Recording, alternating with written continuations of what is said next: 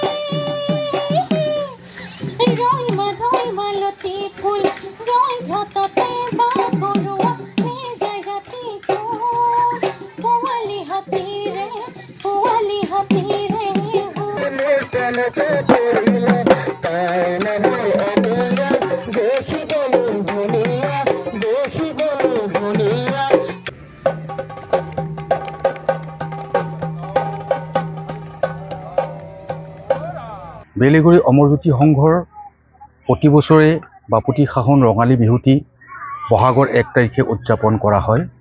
আমাৰ ইয়াতে ডেকা গাভৰু বুঢ়া বুঢ়ী সকলোৱে সহযোগ কৰে। আমাৰ বৰ অতিকে চেনেহৰ এই ৰঙালী বিহুটি প্ৰতি বছৰে আমি পালন কৰা হয়। ইয়াৰ লগতে আগন্তুক ৰঙালী বিহু উৎসৱ উদযাপনৰ আজি প্ৰথম দিনৰ লাই খুঁটা স্থাপন ইতিমধ্যে আমাৰ হৈ গৈছে।